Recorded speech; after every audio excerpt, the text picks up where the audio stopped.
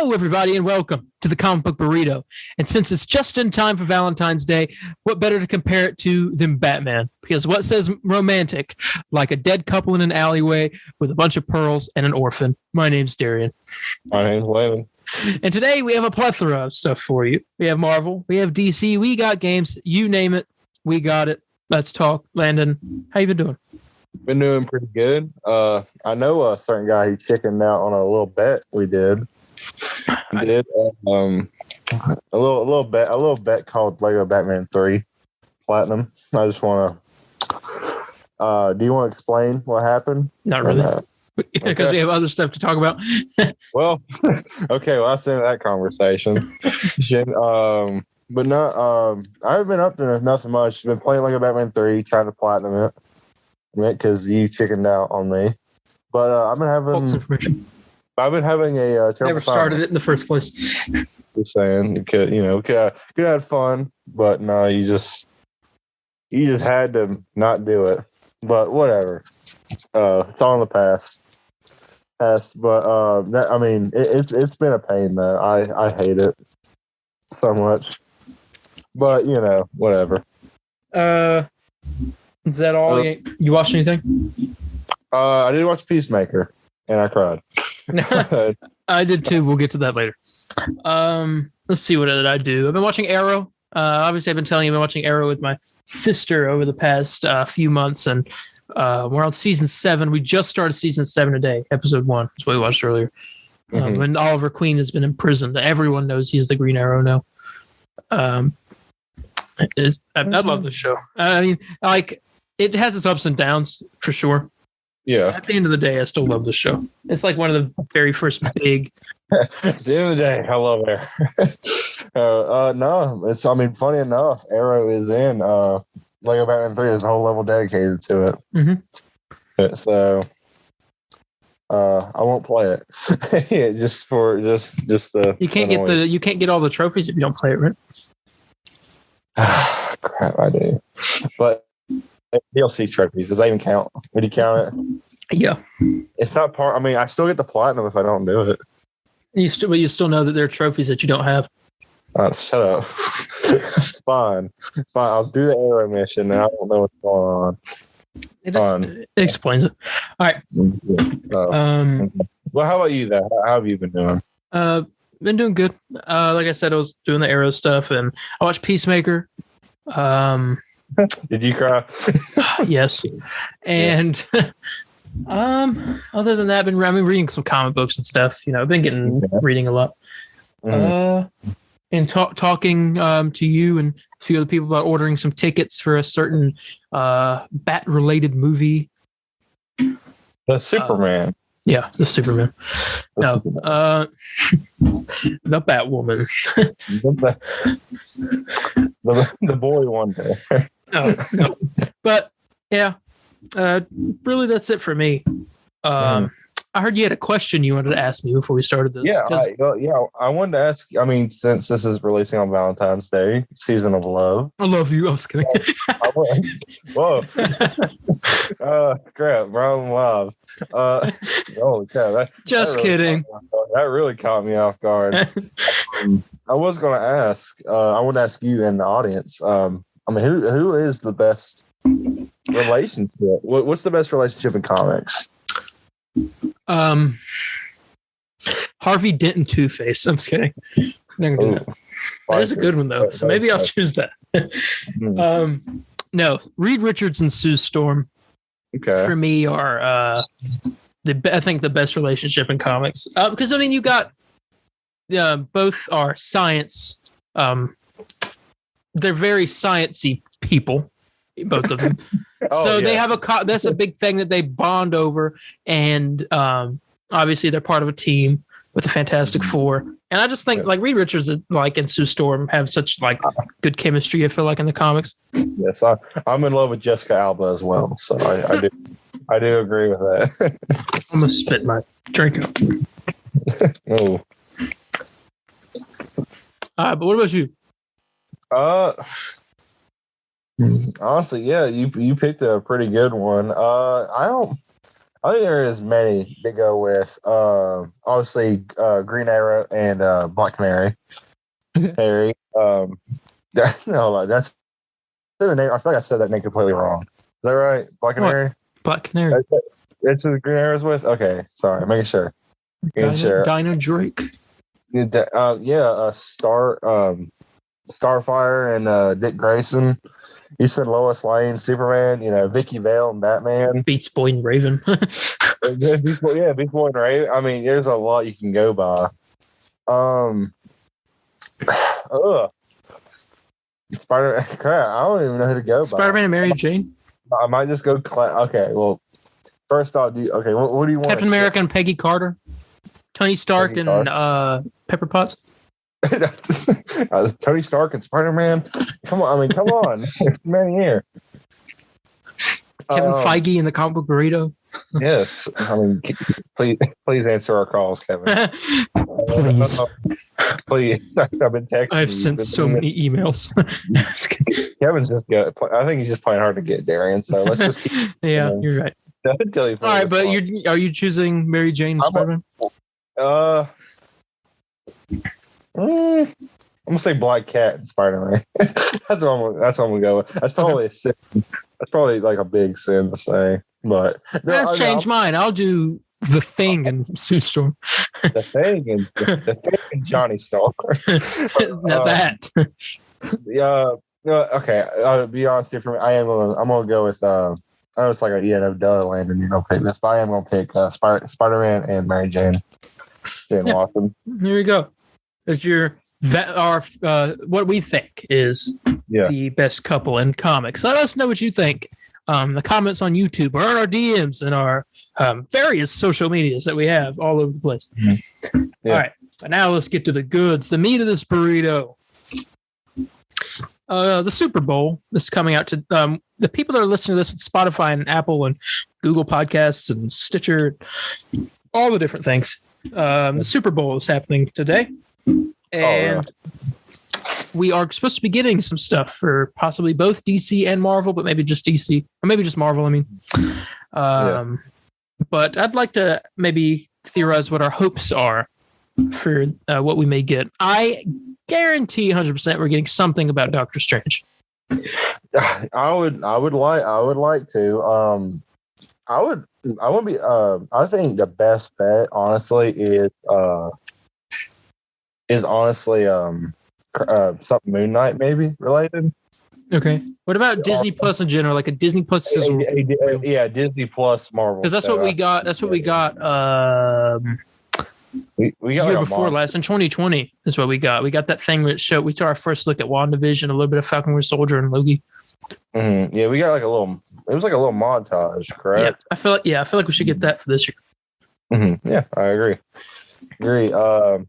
I mean, I'd like to see Kamala use her stretching powers. It was just so I can have that confirmation in my soul that it's not what we think anymore. Yeah. Sorry, but I mean, go with what you were gonna say. Yeah, I thought that leads into our first piece of news that we have next. So yeah, I would like to see that maybe Disney Plus is a reel and a Doctor Strange trailer. For you Star Wars fans out there, which be expecting the next couple weeks a Book of Boba Fett solo episode with me. I'm going to be talking about Book of Boba Fett because it's finally ended. The 7th episode has come and gone, and now I'm left to think about the show, and I have some thoughts I want to talk about. Mm-hmm. And so yeah, that's coming. But I mean, I've been thinking we may be getting some Obi-Wan, or maybe an Obi-Wan trailer dropping tomorrow. Which I hope. I want an Obi-Wan trailer so bad. Oh yeah. Oh dude. I'm excited for that. I am very much so. I know you're like, how are you excited if you didn't watch Book of Boba Fett? Well, from what I've been hearing, a character from Book of Boba Fett's supposed to show up in Obi-Wan. Oh. I was literally just about to straight up say like Mandalorian. I'm like, wait, what? No. What are you talking about? Black Chrysanthemum, the big Wookiee. Oh yes, I remember you telling me about that. Apparently, he fights Obi-Wan in the comics, and apparently that's what they're supposed to be showing at some point in this show, if the rumors are true. Okay. I know you and many fans are talking about that, most likely. Really? But yeah, I mean, that's my Super Bowl hopes. I mean, if we can get anything for DC, maybe a thing for the Batman, like a 30-second. But other than that, I don't think anything else. Yeah. Doctor Strange and something Disney Plus related, whether it be Moon Knight or a whole sizzle reel. Either of those two. All right. All right, and let's get into this first piece of news here. So, Miss Marvel, I had reported on a while back, went on some shooting. They did reshoots for it. And we were curious about, like, why they've done reshoots. This show's been done filming for a long time. Yes. And it was just right around when people were complaining that her powers are going to be different. Yeah. And I was one of the big people that were really going against it, because I mean, it's funny because it's all like, why would you even care? Because I'm not a Miss Marvel fan at all, but I just know I would be mad if it was something towards me. You know what I'm saying? Like Darren, like, name someone you like. Kevin Feige. it's like Kevin Feige having hair tomorrow. What? It's like, no, this ain't right. So it's really odd, and I don't understand what their thought process was doing that. So I'm glad. I'm very thankful for her. Yeah. So it's rumored that those reshoots were to reshoot some stuff to change her powers back to what they should have been. Because originally they're supposed to be these crystallized, like Green Lantern-esque type powers, but I don't think anyone liked that. And so I think from what I read, they went back and changed it to what they should be, her embiggening powers. And we now have all 6 episode names for Miss Marvel, which also leads into something that could be introduced in the show. But season 1, episode 1 title is called Kamala Khan Embiggen. So, I mean, there you go. Come on. Yeah. Come on. Episode 2 is called Locking Jaws. More about that here in a minute. Episode 3 is called The Woman I Look Up To. Captain Marvel, most likely, who that's referring to. Episode 4 is New Kid on the Block. Episode 5 is My Faith. And episode 6 is Only Here to Save the World. So, let's go to episode 2. Locking Jaws. Now, what does that mean? Just the other day, Anson Mount, who played Black Bolt in the Inhumans series, came out didn't come out. He was rumored that he had been contacted by a movie company to do a project he'd been working on. He had worked on before and reprise a role. And the big rumor is that it's going to be Black Bolt, and he's going to show up in Miss Marvel, and it would make sense because if he showed up, I mean, the Inhumans would have to show up at some point. And episode 2 is called Lockjaw, the dog. Yeah. I mean, come on. And Miss Marvel is already like connected with the Inhumans. I mean, that's the only thing it can be. Yeah, it's not out of. I mean, as we've seen with Vincent D'Onofrio. I mean, we could say that now, right? What? Kingpin return. Yeah. It's been 2 months. It's not fully out of question. I mean, I know like Disney produced Eternals, but having something like that still be canon, and I mean, it's not out of question for that to happen. So that's really cool. Mm-hmm. Have you ever watched it? Inhuman show? I have not. I didn't watch it. I heard it was like really bad. That's why I haven't watched it. I haven't watched that. I haven't watched Runaways. I have watched this show called The Gifted, which was an X-Men show that came on Fox, and that was all right. Okay. And a show called Legion, which is another X-Men show they made, which was crazy. Did you ever? I never watched Cloak and Dagger. I know. I did hear some people like that. Mm-hmm. I don't know much about their characters, so I just know them from the thing. Lego Marvel 2. That's the thing I'm talking about. Yeah, that thing. That thing. But yeah, and humans could be shown to Miss Marvel, and they could make Miss Marvel an actually interesting character, maybe. Well, we'll see, okay? I'll appreciate it if they did. But here we go. I mean, they cast somebody good for her. Mon Vellani, I think, is who's playing her. She gave a bad review to Captain Marvel, so I mean, that's all. I'm all down for that. All right. Speaking of another Disney Plus related show, X-Men 97. The announced continuation of X-Men the Animated Series. They are releasing this show with the original creators, original voice actors that are still around. And we have some information. It'll have a 10-episode first season, and it is aiming to premiere mid-2023 and picks off almost exactly where the original show left off. They better keep the freaking theme song. Maybe I should be in the intro. I don't know. Nope, copyright. Yeah, shut up. Shut up. I don't care if it's copyright.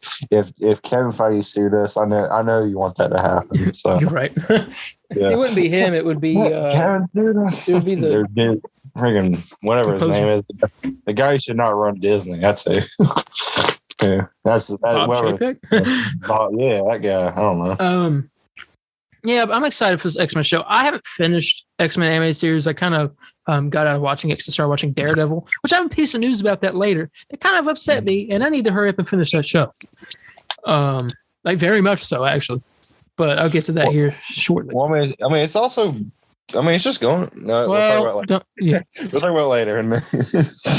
But I'll watch this X-Men show though. If it's connected to the MCU, I don't know. But apparently, there have been some talks about where it could take place if it were to take place. It's not going to lead to the MCU. But it says Marvel Studios, and everything Marvel Studios has already been connected to the MCU. Doesn't it say like Marvel Studios on Avengers Assembled? The dang animated series? I'm pretty sure it does. No, Marvel. No, it doesn't. It would just say Marvel. Animated stuff doesn't really. Besides, like, because that was going on before, like, Marvel Studios got big and Kevin Feige decided to own the Marvel comic and everything in general. I'm like, are you sure? I promise. Look it up. Well, I'm just saying. Well, I'll look. I don't even need to look it up. Avengers. I'm talking about.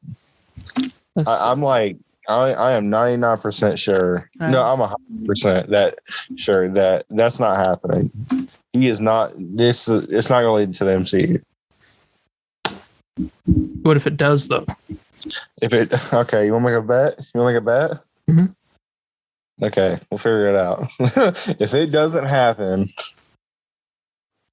I don't know. What do you think would be? What would have to happen to me? I want you to make a video of yourself on Facebook and Twitter, asking Kevin Feige. I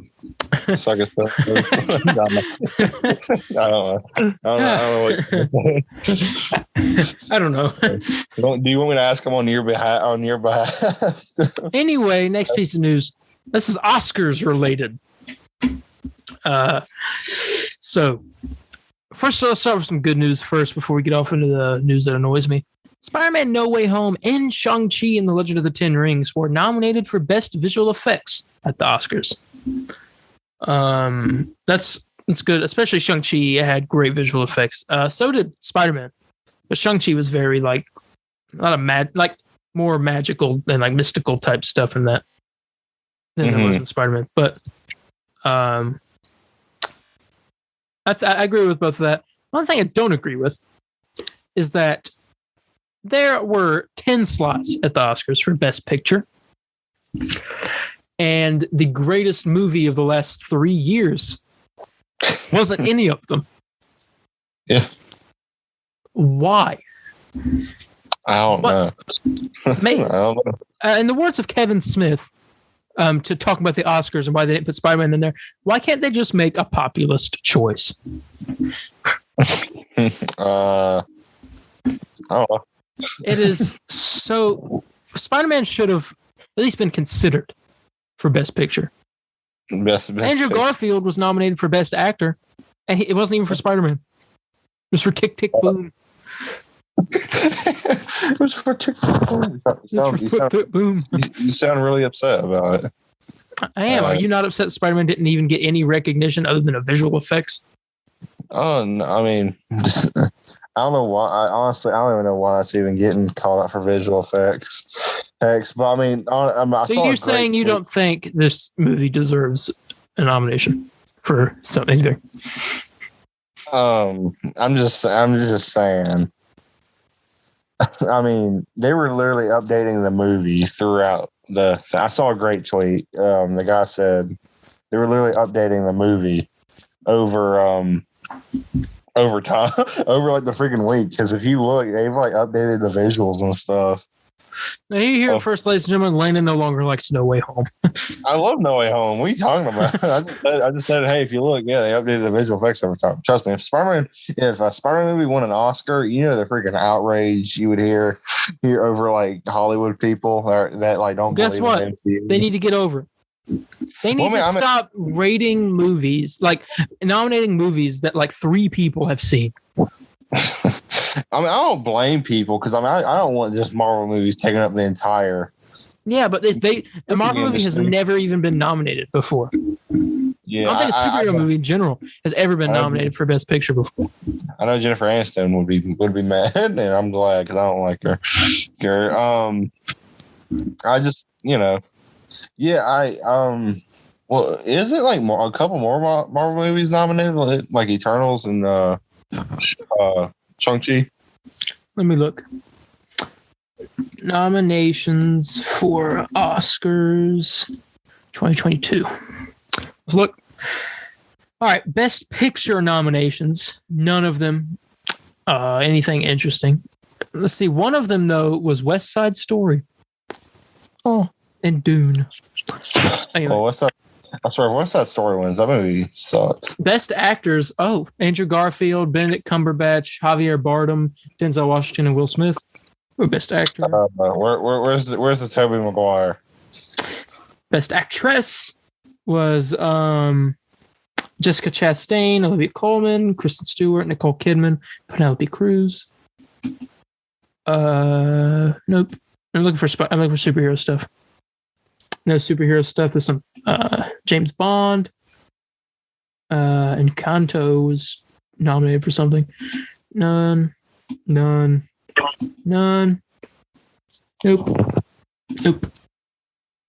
Let's see. Spider-Man No Way Home and Shang-Chi got best visual effects, and so did Free Guy, which is a great movie. And if you haven't seen that, I think you'll love that movie.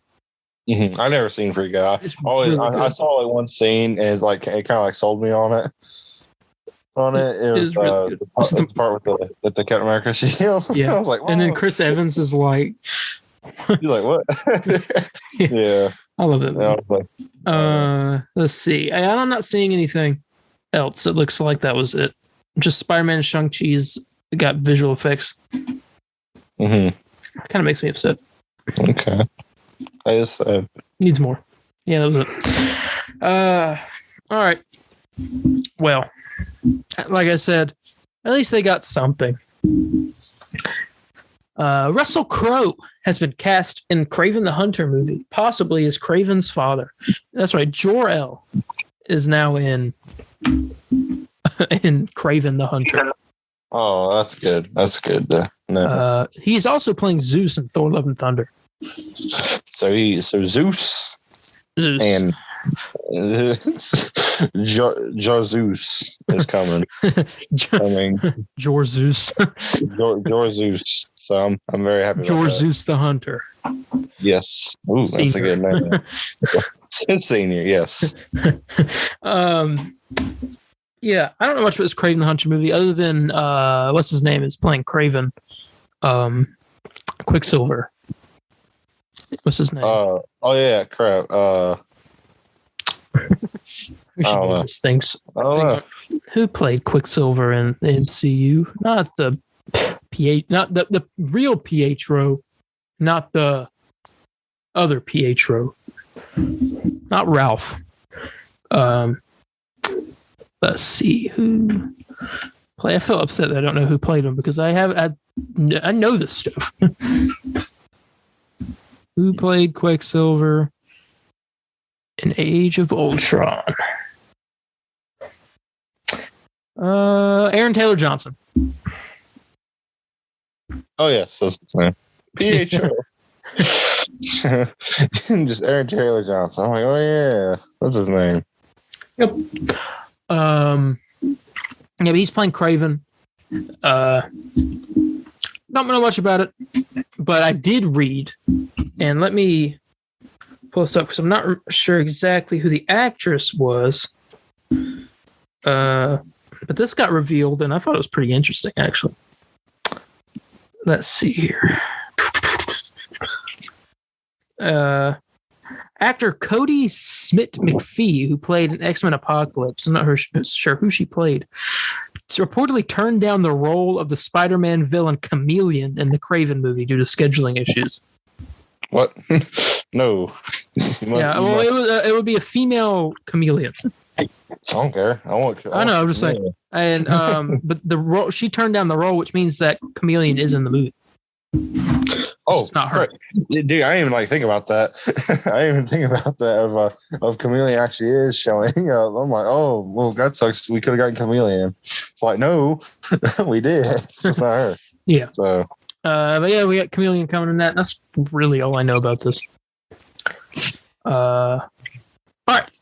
Actor Anthony Ramos, who was rumored originally to be playing Werewolf by Night. I reported on that. He played John Lawrence in that Hamilton musical on Disney Plus, and he also was in the Heights, that movie that came out.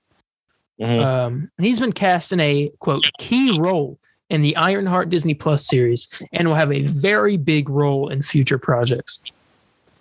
Mm-hmm.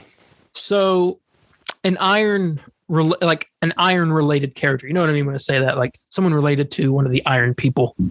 Yeah. Sort of. And it's a very big role. Who could that be? I mean, trying to think. I can't think of anybody, to be honest with you. Yeah, I'll be honest, I cannot either. Here, maybe he's going to be the head of Stark Industries now. I don't know. Who knows? Who knows? But he will be playing someone very important in the movie. He will play someone. Yes, because that's what you do in a movie. Yes. Now I had told this next piece of news to Landon just earlier this week, and he said he does not care one bit. Nope, don't care. Do you know what it is? I forgot. That's how much I didn't care. But I just think it's cool because I'm very interested to see this, and this person's going to die anyway if what I think is going to happen is going to happen. In Thor: Love and Thunder, we are getting introduced to the personified version of the Panther goddess Bast that was mentioned many times in Black Panther. So in Black Panther, they talk about right at the beginning, and they have the flashback scene or whatever it was showing the history of Wakanda and all that. And it was like the Panther goddess Bast gave a vision to the guy and introduced him to the heart-shaped herb, which gave him the powers of the Black Panther and all that. And now we're going to see Bast in a human form, or at least a personified form in Thor: Love and Thunder. But then I was sitting there thinking, the villain is Gore the God Butcher. We're seeing Zeus in this movie as well. This is just going to be him murdering gods left and right. Yeah. And so she's going to die. That's what's going to happen. But I'm interested to see her in personified form, I guess. We've heard about her through other movies.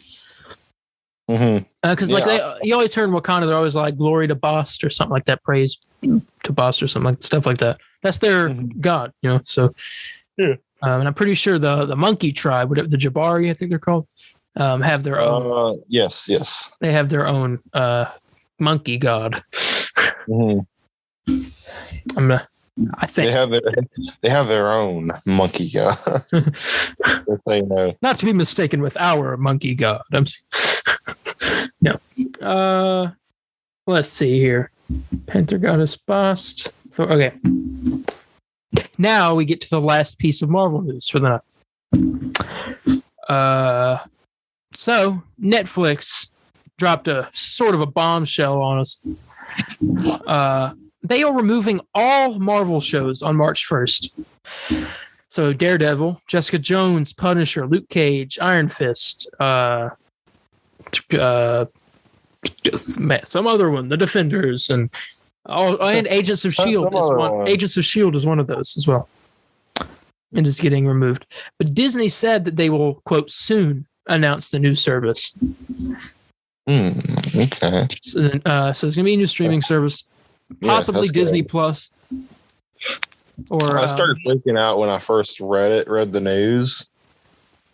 I was all like, well, I freaked out because I was like, no, I'm in the middle of watching Daredevil. Yeah, well, I thought we just weren't be able to watch it no more. I'm like, no, no.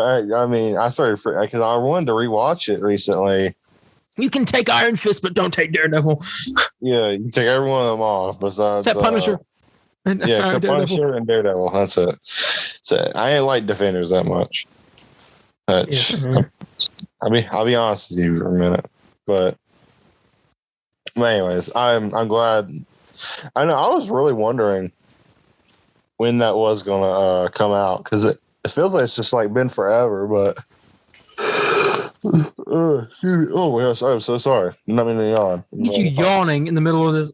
I know. Sorry, I'm sorry. That last. It's exciting stuff. You don't yawn. Well, I'm sorry. I now we're gonna get to something that'll wake you up. Yeah, that was the end of the Marvel news. And now we're going to go into DC. But the first thing we got to do in DC is review a little show called Peacemaker. Have you heard of this show? No. What is it about? It's about this dog, right? Yeah. His name's Fred.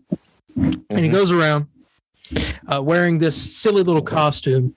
And he's got a catchphrase. He goes, "Ching chong, chibbity chopsticks."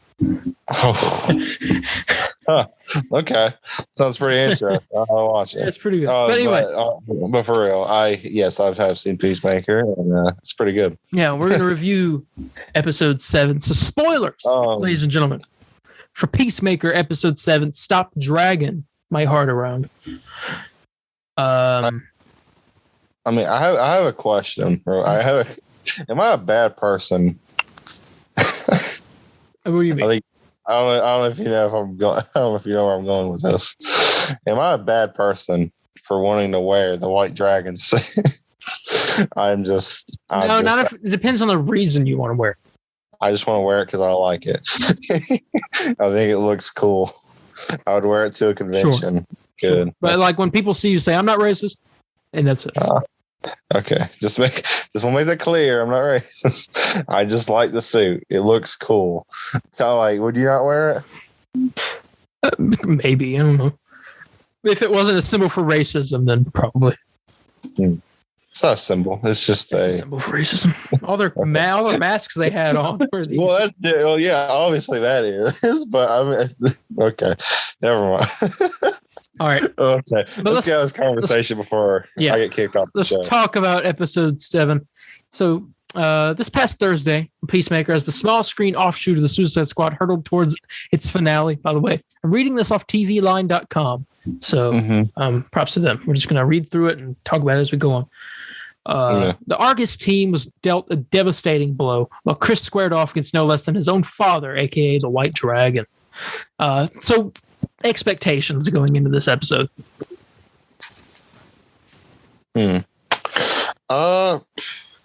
Well, I mean, the cliffhanger it didn't leave on a cliffhanger, but just something that's like, oh, next week's gonna be big. Seeing that, it made me. I was really excited, and plus, I mean, we saw the White Dragon suit finally, and it looked awesome. So so very high expectations, and this did not disappoint whatsoever. Mm-hmm. Yeah, I really like this episode. It's my favorite. Yeah. In the wake of the fake diary going public, a shook Chris was prompted to flash back to the fateful moment from his childhood where he and his brother Keith were pitted against each other in some sort of Augie organized front yard fight club. Early into the scuffle, Chris caught Keith, who fell straight back, out cold, and then began twitching on the ground while foaming at the mouth before dying. Oh, yeah. That's the part that made me cry. That? Yeah. Yeah, honestly, that. I mean, that was sad, but like, geez, there's so much other sadder stuff in the episode. Well, I mean, I have a brother and stuff. And I'm like, dude, if I ever did that to him, like, I would never forgive myself. You know what I'm saying? Yeah. And so I could really relate to that scene. Like, I came out saying I can really relate to killing my own brother. Yeah, I know, I can relate to it. But no, I was saying, like, it's just I felt, you know what I'm saying? It's awful. Mm-hmm. Yeah. Cool. And see, you say you didn't understand this, but James Gunn had said at one point that the intro mood changes as it goes on. Oh, the mood changes. Oh, dude, I was thinking about it completely differently. Were you thinking it actually changed? I thought it would change each episode. Like, not like it'd be the same theme song, same dance, but something else would happen in it to make it like a bit different. Like maybe because I was thinking like maybe for example, the first episode doesn't have Vigilante, right? But in the second episode, Vigilante is introduced, and then he's brought into the intro. Does that make sense? Yeah, but they didn't do that. Every night off, they wouldn't be in the intro anymore. No, but it's supposed to be the mood, which is what I was pointing out with to you the day. This episode starts, it shows that flashback, and it was really sad. And it flashes back to John Cena, Peacemaker at that sink, and he looks up and he's like crying, and you hear Vigilante banging on the door, like, "Dude, you okay? Dude, you okay?" And it was like a super, like, man, wow, like moment. Yeah. And then the intro just starts like that, and you wouldn't be like, you wouldn't be excited about that. You just sitting there like, oh, dang. Like it kind of ruins the mood of it. That's like what he meant by that, I think. No, I get it. I know first time I watched it, I was kind of like, boy, I'm like, I don't know if I really feel that at all. If that's really what he was going for, I'm not feeling it. But now, I was watching it again. I was watching the whole opening again, and yeah, honestly, I can get it. I get behind it now. I get what he was going for. I like it. Mm-hmm. Yeah. There we go. Let me continue on here. Coming out of that difficult memory of Augie deriding him as a murderer, Peacemaker led Vigilante, Eagly, and a reluctant Economos on a mission to take out the cow, though their van was literally knocked off course by a rocket-fueled white dragon. And, because there's never a wrong time to rock. Oh, yeah. Yeah, never. There's never a wrong time to watch Peacemaker either, besides with your parents. Yes. Oh, yeah, it's very much so. But we'll talk about this cow later because it's a big thing at the end of the episode. Like, what the heck, dude? Like, what is that? But we'll talk about it. So White Dragon does show up. It was awesome. He like flew into like doing like the Wakanda Forever thing. It would look like he just flew into the truck and knocked it over. Augie was poised to off his son at close range using wrist blasters, but Vigilante interrupted with gunfire and then a grenade that did damage to both White Dragon and himself. I thought Vigilante died. Oh, dude, I like yelled, like, my dad's like sitting next to me. And I was like, no, like I started like yelling and I started freaking out. I was like, no, because Vigilante's my favorite. Yeah. I know he's Skylar Cox in disguise. I mean, you both know that, Darian. And, I started freaking out. And I was like, there's no way. I started questioning. I'm like, man, his body is just not there. You know what I'm saying? And I'm like, I thought it just got blown to pieces. Yeah, but I mean, you would still see something there. You know what I'm saying? Like maybe like an arm, but like it's just nothing. I'm like, what in the world? Like, did he? I was super confused in that. And you see him like hiding behind a tree. He's all burned and messed up. Busted up pretty bad, yeah. I just want to point out. I'll read it. I'll tell you that after this part right here. Peacemaker, Eagly, and Economos fled into the woods, leading White Dragon and his hooded minions on a wild goose chase. Sorry, everybody, for some technical difficulties, but we're back now. But like I was saying, Peacemaker, Eagly, and Economos fled into the woods, leading White Dragon and his hooded minions on a wild goose chase, while a battered Vigilante attempted to drive off in the baddie's sedan, but quickly passed out behind the wheel. I've been thinking this. Like, it was like a funny thought, and I wasn't really like questioning it too much. Every time Vigilante takes off his visor and his hat, he puts on his glasses. Yeah. I've always wondered, how is he able to see the visor unless like they're prescription? They're probably. And someone asked that exact question on Twitter, and James Gunn said, yes, they are. And I was like, it's amazing. Yeah, he thought of everything. I know. I don't even know. Why does he even take off the mask while he's driving? I don't know. Maybe he can see better. No, he does have like a red tint under it. Yeah. Okay. Okay, I was wondering, what does he even need it? Here's one of the sad scenes in the episode, in my opinion. Meanwhile, Harcourt confronted Adebayo about betraying the team with the planted diary. Leota explained that Peacemaker was decided to be a perfect patsy, though the diary was discovered ahead of schedule. Harcourt realizes that Adebayo is Amanda Waller's daughter and relays the bombshell to an arriving Myrn, who already knew. Myrn orders the ladies to mobilize and meet up with him later, but Detective Song and some of her fellow butterflies rendezvous with him first. Song puts several bullets into Myrn, after which his pacifist butterfly crawls out of his mouth and gets squished/tossed aside by Song. When the cops leave the motel room, Harcourt and Adebayo race to find Myrn dead and his butterfly wheezing its last little breaths, not before it said farewell to Harcourt with a touching of hands. That was sad. So that scene really got you. I was upset, but I wasn't like, bawling about. Well, I was upset. I was mad that Myrn was dead, and then that little butterfly, and the butterfly was like, oh man, what the heck is with? Oh, well, here I'll get to that here in a minute, but it was a sad scene, but it didn't get me to shed a tear. None. It made me shed a tear, but I cried later on. I am gonna miss crap. He just says Myrn. Yeah, Myrn. Okay, yeah, I am gonna miss Myrn though. He was I did like him a lot. We'll see the actor playing the High Evolutionary in Guardians of the Galaxy Volume 3. Yeah, that'll be great. But that was sad. Let's see here. I do want to ask real quick because this scene is right next to it. What the heck is with? Why don't they just kill Judo Master? Oh yeah. Holy crap! They try. That's like the funny part. He just keeps like coming back, even though they put a beating on him so much.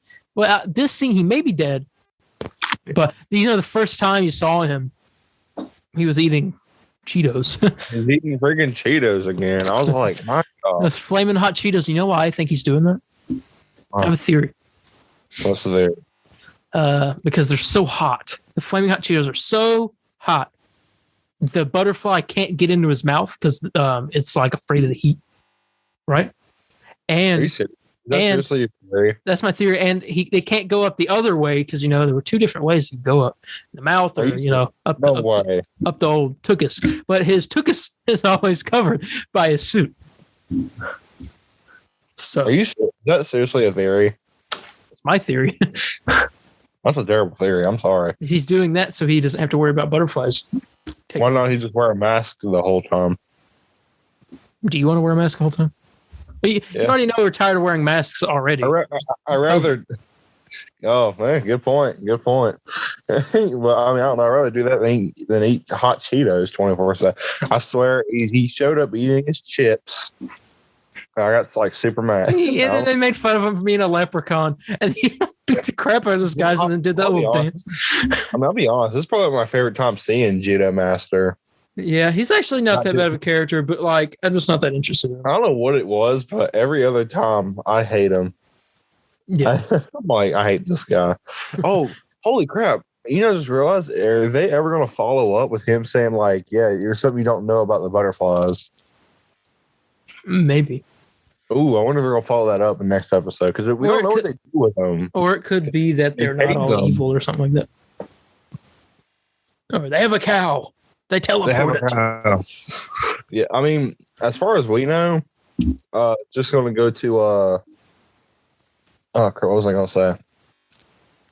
Oh, it don't matter. It's all. You think Judo Master shows up in the next Suicide Squad? Well, I'm saying we don't know. We don't really know what happens to him. He gets tased. Like a lot. He's just insides fried by a taser. I know, honestly, those hot Cheetos. He can just move. He can just move his kidney up to his heart. It's fine. Yeah, simple as that. We don't know what happens to him, so maybe it'll be an explanation in the next episode. Maybe. Elsewhere, Peacemaker ultimately found himself squaring off against the White Dragon in the middle of the road. White Dragon gave his boy a licking and even knocked poor Eagly out cold. Oh, I saw that and I was like, you killed that bird. I cried there. I was like, I swear, if he killed Eagly. Because like Eagly was laying there and Peacemaker goes, Eagly! Or something like that. I was like, oh my gosh. Mm-hmm. But Vigilante leaped onto the villain's back and ripped at his costume circuitry, causing his gauntlets to short out. I told you the weak points in the armor would come in handy. Oh, yeah. I called it. But anyway, not to brag. But Peacemaker, in turn, gained the upper hand and pummeled his pop on the hood of a car. When Chris then grabbed a pistol and raised it to his dad's unmasked head, Augie sneered that the boy didn't have the stones to pull the trigger. And yet Chris did, putting a bullet straight in the center of Augie's forehead. He broke down sobbing over what he was led to do. And he was like, dude, this is a really weird time for you to be doing those face exercises right now. I know. I somewhat kind of wish they didn't even like talk and just let the. I was like, you're such an idiot. I was like, oh my God. It's super weird because it feels like in the beginning, Vigilante was like more intelligent. Like, yeah, like he said like something stupid and he was like a bit like nerdy. But he what's your favorite color? Yeah, like what's your favorite color? Teal. As this whole season's gone on, they just got more stupid over time. Is that just me or no? Or do you, I see it too. Yeah, but whatever. It's still funny though. I love they found out that he was tracking him via like the helmets, and he threw the helmet away and got in the car with Vigilante. He's like, they tracked me through helmets, and Vigilante looks over and he's like, what? And he just smiles. I thought they were expensive. Oh, I like when not a bias. What's his name? Oh, yeah, that's the girl. That's the girl. Who's the guy? Who are you talking about? The guy dyed beard. Oh, Economos. Sorry, Economos catches him. In the woods. Yeah, he's like, you peeing right now? he's like, I can't pull. It's like I can't have nothing touch my butt while I'm. Like, what? Oh man, it's hilarious. Economos is one of my favorite characters in the show too. I think he's really funny. Oh yeah, by far. He was one of my favorite funny characters in Suicide Squad. I just thought his scenes were funny. Yeah. Later, Harcourt and Adebayo meet up with the others at an animal hospital. Chris waited to see if Eagly had survived surgery. He's like praying. I'm like, oh crap, did Eagly die? And he was hoping for him to stay alive. That's where I cried. Yeah. Oh yeah. And he was like, I've been a really bad friend. I've heard, and I think I have like a new favorite joke in the whole show.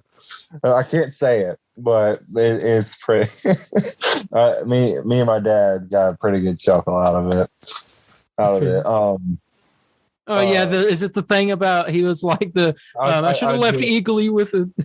Like, well, yeah, he's all like, I'll maybe do it once just to be nice. Yeah, just to be nice. That was funny. Adebayo watched from the hallway windows. Eagly slowly came to and then gave his owner the exact sort of big hug that in the premiere of the show she scoffed was impossible. Witnessing this miracle, Leota phoned her worried wife that she needed to see this mission through. But first, the team needed a new leader, picking Harcourt to fill Murn's shoes. This scene was beautiful. John Cena's acting is so good. Yeah, it's super weird because I thought the whole series, I'm like he's playing the part. He's doing pretty good. And then he just delivered on this episode. I know, it's like, holy crap. As soon as he comes in, I'm like, oh my God. But he was like crying over Eagly and all that stuff. And he was like praying. He was like, please. He was like, he's the Eagly is or who was it? Like Eagly and my brother were the only ones that ever loved me. And he was like, I've been a really bad friend to Eagly. Please don't let him go or something like that. Yeah. And then Eagly gets up and hugs him. And I was like, oh my God. And then Adebayo saw it too, and so she got the proof that the eagle did hug him. And then he pulls out his phone to take a picture of it because that's what he wanted to do. He's like, "Dad, get my phone!" At the beginning of the first episode. So I like those callbacks. Man. James Gunn's a genius. Yeah. Oh yeah. Yeah. By far. So let's see here. Harcourt's first order of business as team leader, of course, is to lead a strategic assault on the remote farmhouse, underneath of which is a gigantic cavern. And inside said cavern is the ginormous butterfly cow, which is being rigorously milked of amber fluid / food. That cow is the most terrifying thing I've ever seen in my life. Oh yeah. That's like a Starro level thing right there. That ain't no cow. No. That is I don't even know I don't even know if it's a butterfly. It looks like some kind of like larva type thing. It's got like it doesn't even look anything close. It looks like like larva. Honestly, that's pretty much they're like milking it, and it was like, I don't know how they're gonna have to kill that thing. they were milking. Are they gonna set it free? Like what's gonna happen? I don't know. Yeah, it is. Teleport it back to its planet. I guess I don't even want to think about it. It's like super. We'll find out this week. But it says for Team Argus, will it be just a matter of riddling the cow with every bullet they got before it gets teleported to a new secret location? Jennifer Holland came out and said this as a little thing. I don't think we really have any concept of what we're in for, previews Holland. I don't think we have any concept of what the cow is or how large it is. Is it dangerous or is it not dangerous? At this point, the team is just like, we've got to kill this cow because it's the food source. But other than that, we don't know much about it. She also teased that there's some crazy crap about to go on in this finale this week. And that's true. It is the final Peacemaker episode.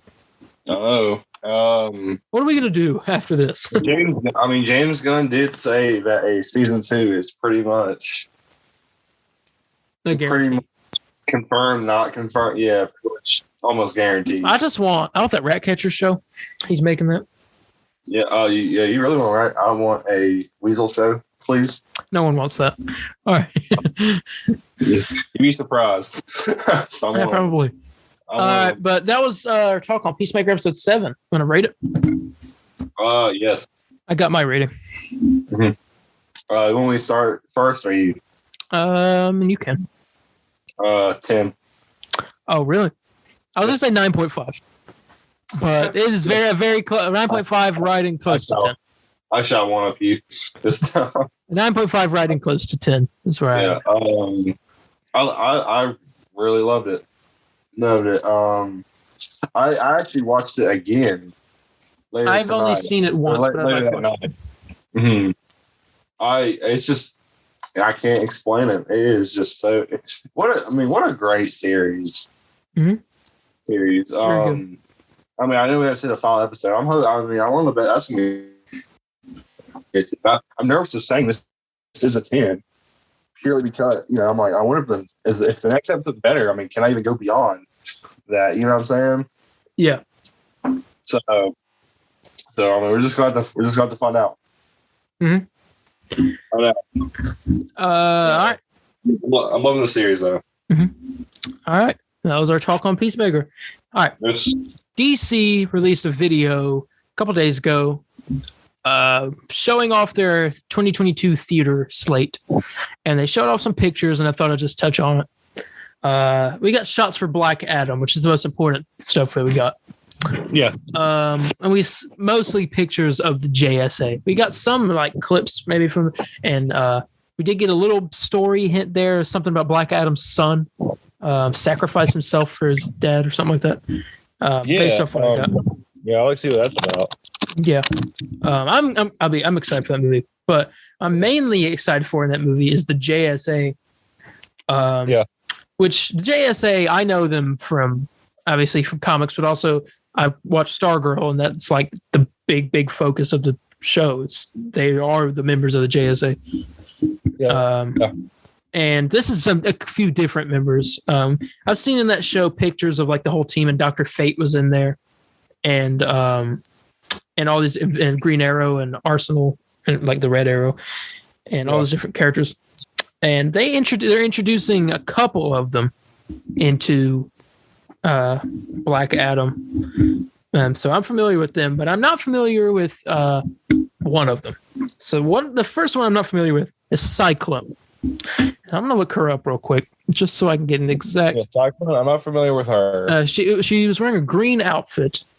Yeah. Let's see, Cyclone DC. All right. Cyclone is a fictional character. Here we go. Her abilities include flight, wind manipulation, and sound wave control. So she can create tornadoes. Let's see. She Alex Ross did a design of her. I hate Alex Ross art. Sorry. Okay. I had to get that in real quick, just so.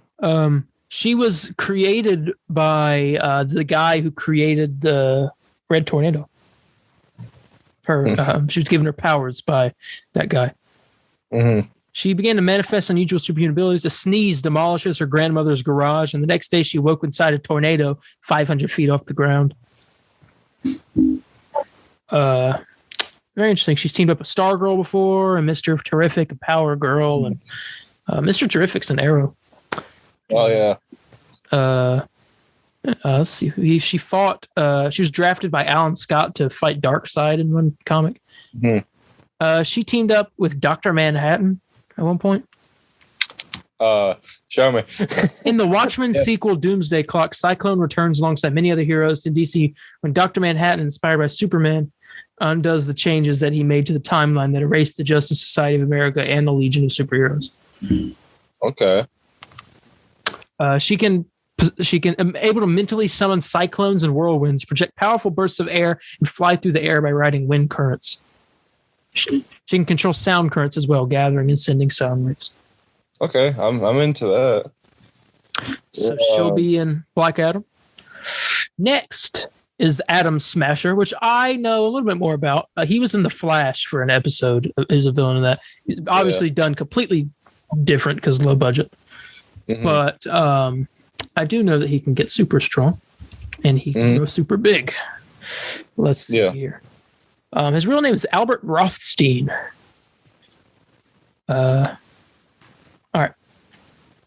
Yeah, second season of The Flash. He'll be portrayed by Noah Centineo in Black Adam.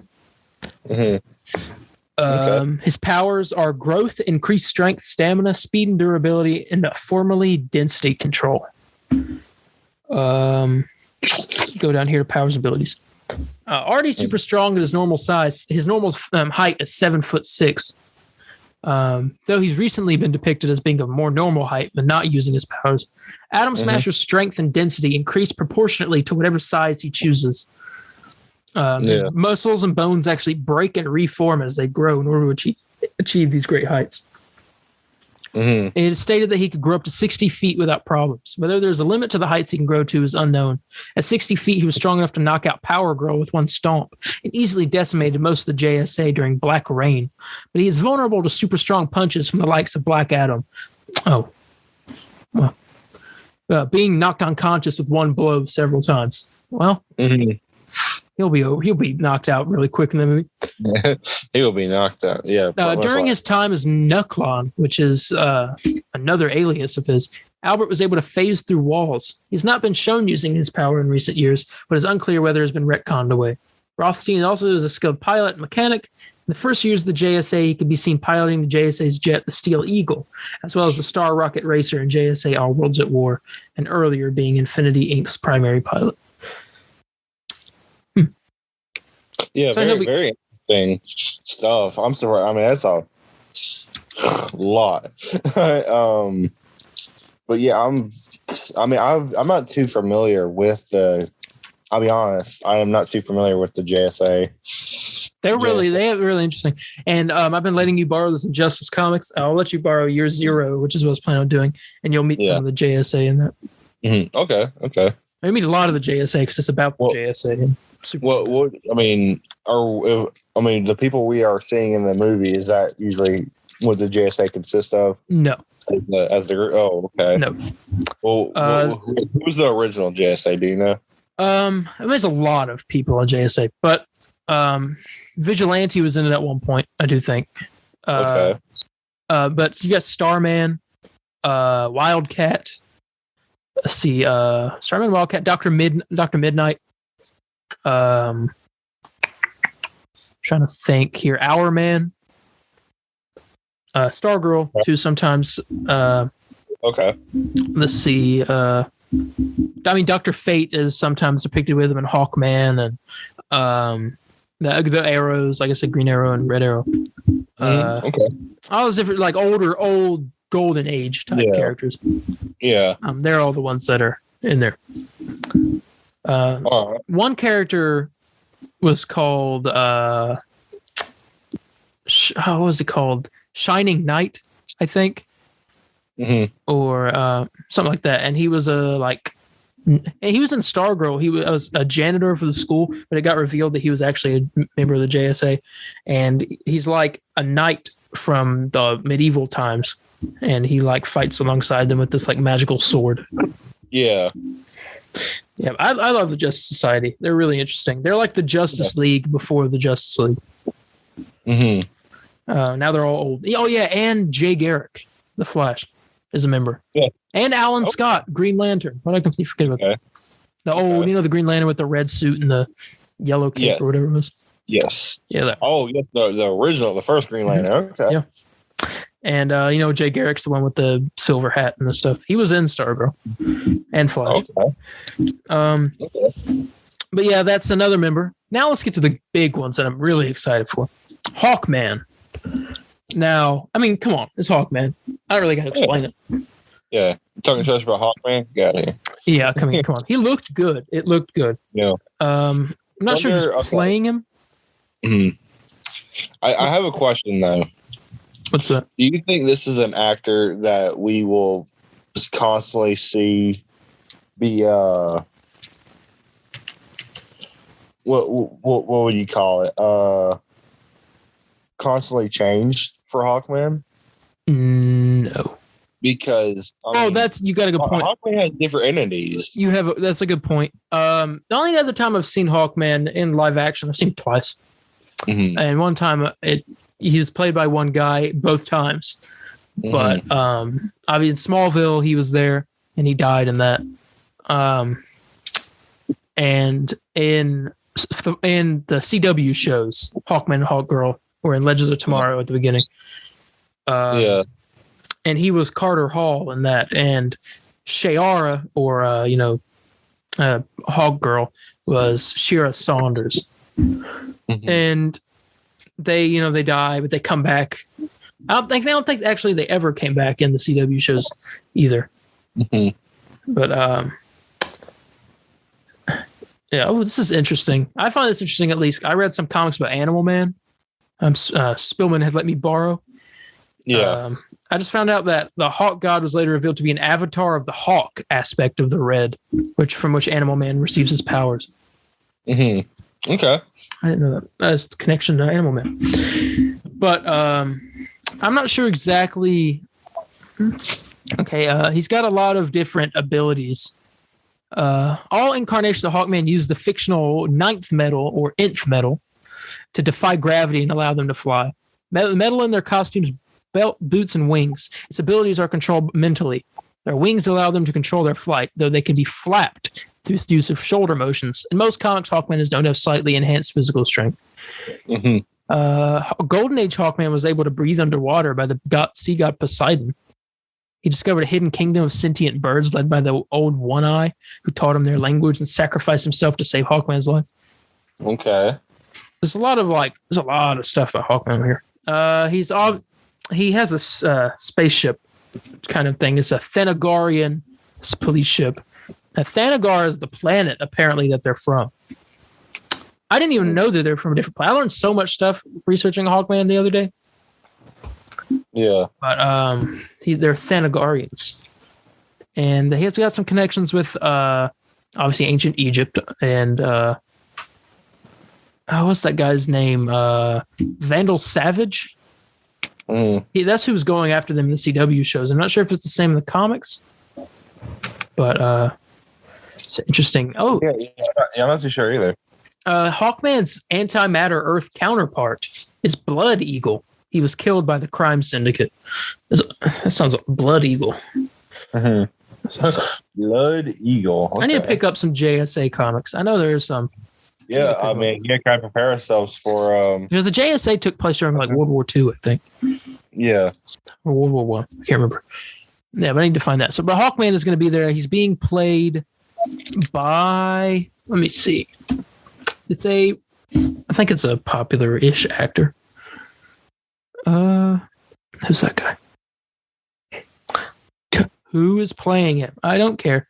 Aldous Hodge, and he has played in a lot of stuff. Let's see here. Oh, so he must be good if he's in a lot of stuff. He's played in a lot of cop shows. Okay. That the movie Straight Outta Compton, The Walking Dead, Big Mama's House. Incredible role.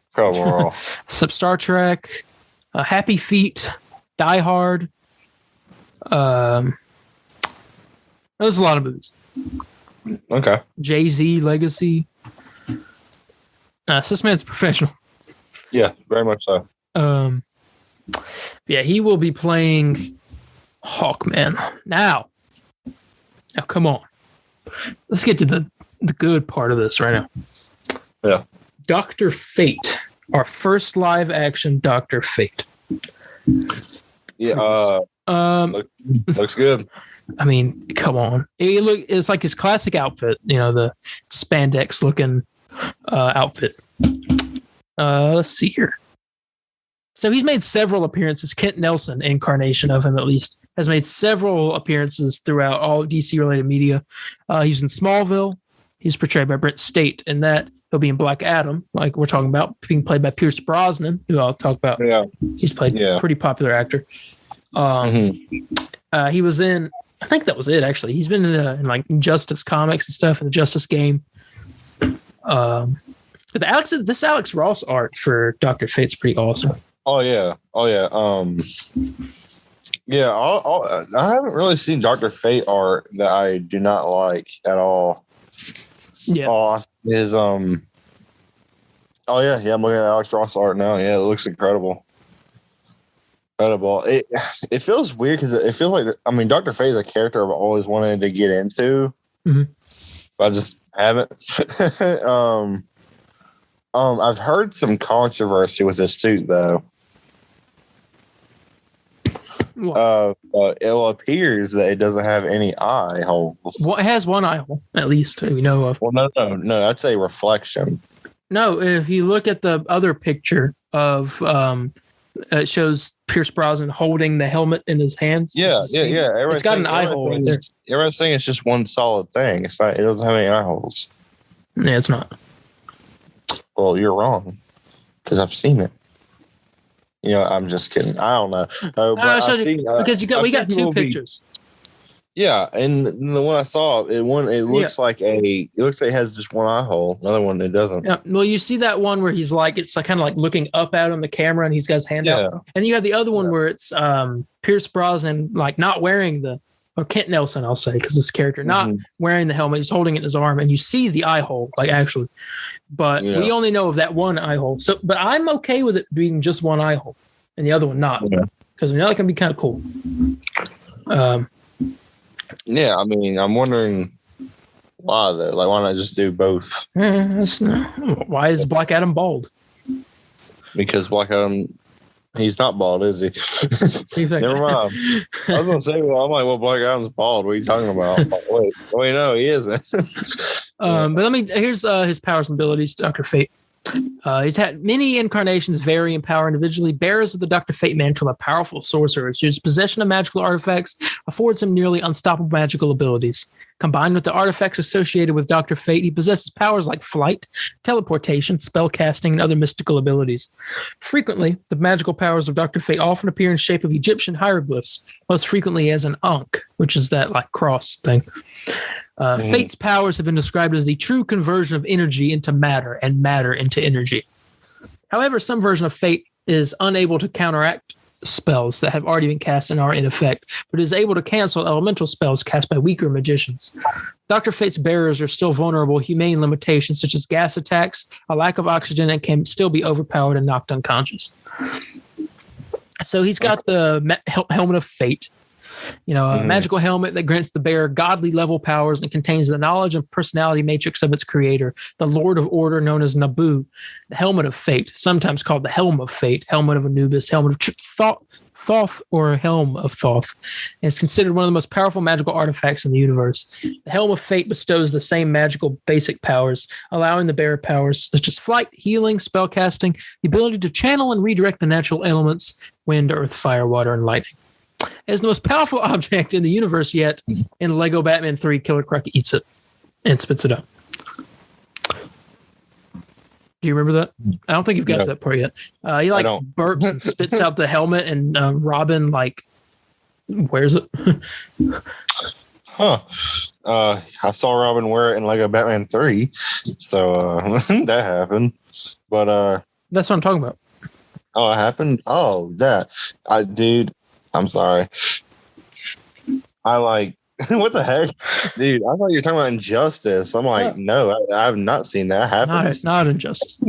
I'm sorry, dude. I thought you were talking about the Injustice book the whole time. You're fine. I'm sorry, my bad. Also, the Cloak of Destiny, a magical cloak that gives the user superhuman strength, limited invulnerability, and is fireproof. The Amulet of Anubis grants various powers, including ability to escape mystic detection, further increases the power of Dr. Fate's sorcery, and houses a pocket dimension containing the souls of previous bearers of the Dr. Fate mantle.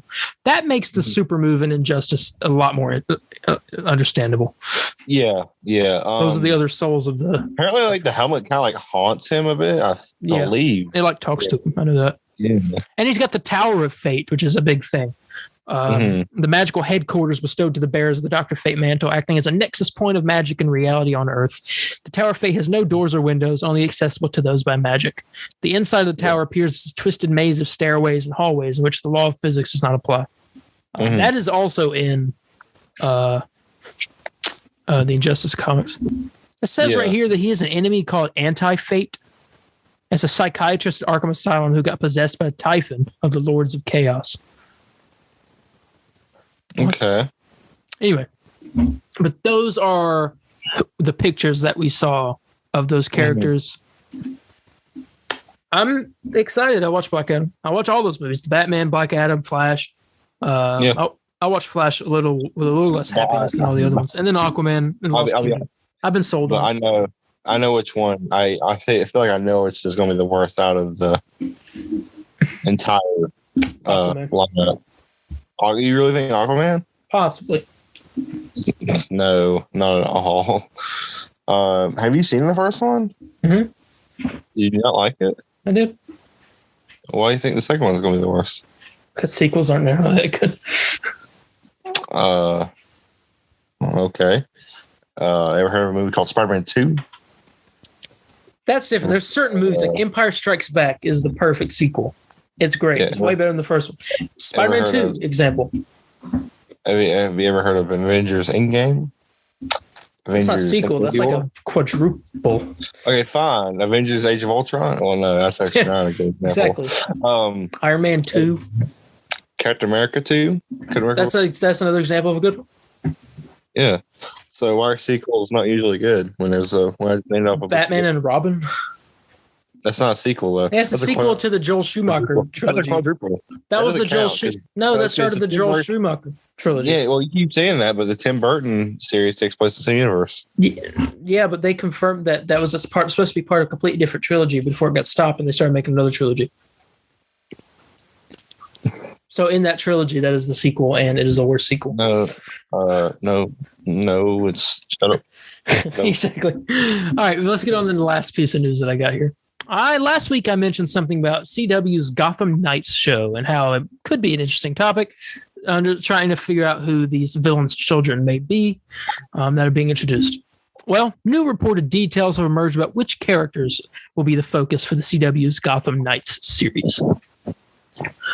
Murphy's Multiverse, who is a very reliable leaker, claims the upcoming series, which will reportedly go into production this April in Toronto, will focus on Nightwing, Spoiler, and a few other Batman allies, and maybe one antagonist. Spoiler is a relatively new character, I'm pretty sure, but I'll talk about her in a minute. Mm-hmm. According to the site source, Gotham Knights is currently looking to cast a male actor 18 years of age or older. There you go, Lennon.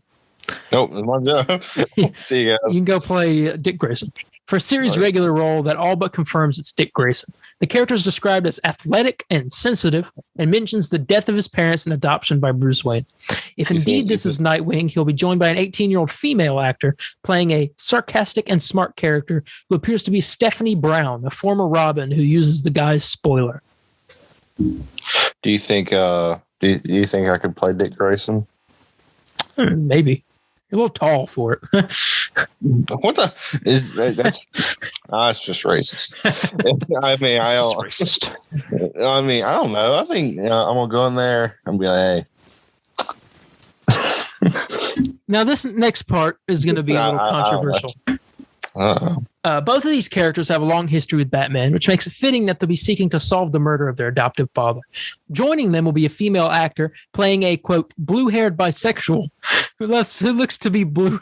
I don't know why it made me chuckle. There's just like a kind of like, it was like alliteration. The alliteration of it just made me kind of like, yeah. I don't know why it had to be a quote. It's in quotes too, so it means it's like a real quote, a quote, blue-haired bisexual.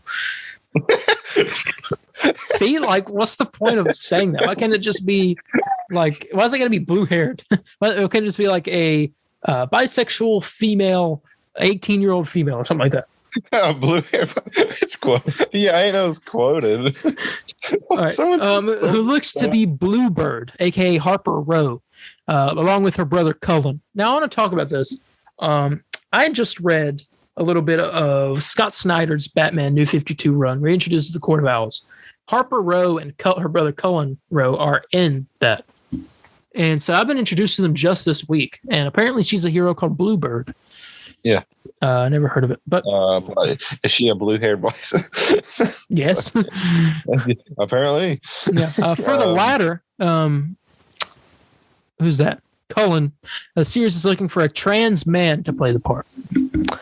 Okay. Okay. Assisting the team will be a, quote, quick-witted British attaché, most likely Julia Pennyworth, the daughter of Alfred. Now, Julia Pennyworth was in that Batwoman show when I first started watching it at the beginning of the first season. Which she's interesting. It's really interesting. She actually is right? Okay. It was an interesting character. She shows up and talks about her. She's works for the British Secret Service or something like that. Most intriguing is a call for an actor to play the daughter of, quote, the most dangerous man in Gotham, which could be Dula Dent, better known as Joker's daughter. In the comic, she's claimed to be numerous villains' offspring. Finally, a character who the site believes is Lucius Fox's daughter, Tiffany, is also being cast. Okay. So the daughter of the most dangerous man in Gotham. Could be Joker. Could be Penguin. No, he's not that much. He's not that dangerous. He's pretty dangerous. Mm-hmm. Penguin owns an empire. Black Mask. Could be Black Mask. Who says I like Black. I think it's Joker, but most dangerous man, guys. Zaz. I don't know. Daughter of Zaz. The daughter of Zaz. It says, while no concrete details about the characters have been released yet, the announcement of Gotham Knights in December said it revolved around the rebellious adopted son of Batman who was band together with the children of Gotham's enemies to clear their names as they're all pegged with the murder of the Dark Knight. As such, it's not hard to imagine Nightwing will lead the series, though it is a peculiar move considering Titans currently focuses on Dick forming his own team of young heroes. But the twist that he has to work with the kids of various villains certainly adds a wrinkle. I just want Riddler's kid, man. I just want Riddler's kid. That's all I want. Riddler's kid. He's not into. Make him not. Here we go. Make him not into riddles at all, please. Thank you. He just makes jokes. He's literally he literally makes jokes. He answers. Oh my god.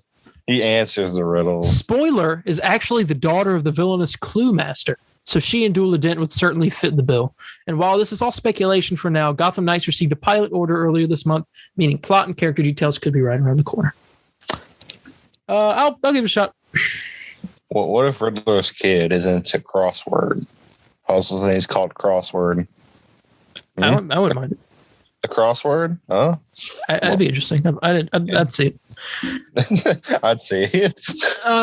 But Yeah, that's all I got for news today. Oh, okay.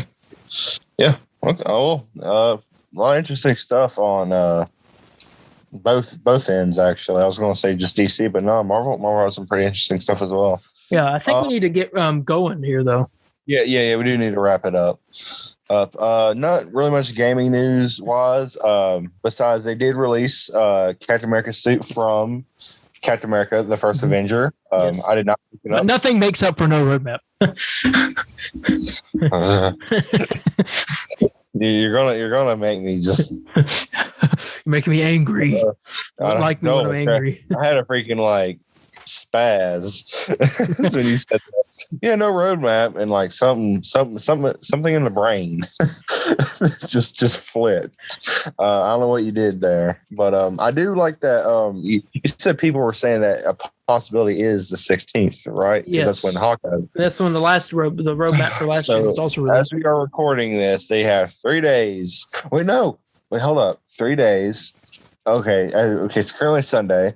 Monday, Tuesday. Oh crap! Yo, it may be saying, holy crap! Yeah, so the 16th will be a Wednesday, and they usually announce something before. So we could, if it is true, we could get an announcement of a roadmap on Wednesday, but see it on Thursday. Don't give up your own. You don't give up your hopes. No, that's what's going to happen, Darian. I know it. It's okay. If it's not, all right. Well, I guess we got to get ready to end this off. I know. Yeah, but that's all. That's all gaming news. Yeah, I ain't got anything. Yeah, I don't got nothing either. Besides, I'm hoping MVC2 is in production right now. Yeah, no, it's not happening. I was gonna make put out a question here, but I think we're running out of time. So, guess we'll go ahead and get out of here. Thank you all so much for joining us this week. Had a blast. If you want, you can go check out another episode that I had just from last week that I couldn't post last week due to some issues. So I had to post it this week. So you're getting 2 episodes this weekend and an extra beef with the great Spillman, everybody. Spillman talking about Shadow Man, the Valiant comic series. That'll be releasing Wednesday. And if you have any questions, comments, corrections, or concerns, you can contact me on Instagram at DarianH4404. That's DARIENH 4404. Or on Facebook at the Comic Book Burrito official page. Very interactive over there. Highly recommend it. It's very fun. Or on Twitter at the CB Burrito. Capital C, capital B in Burrito. You can contact me at Spider_Landon on Facebook, Twitter, or Instagram. I'm always interactive. You ever just want to at me, tell me I'm wrong on something, I'm there. We also have a official Instagram page at the Comic Book Burrito. That's more for notification deals on new videos and new content coming out. Now, me and Darren both recommend Facebook and Twitter because we will interact with you instantly as soon as you just contact us. Yeah. And I guess with that being said, we're going to get out of here. Bye, guys. See ya. Excelsior!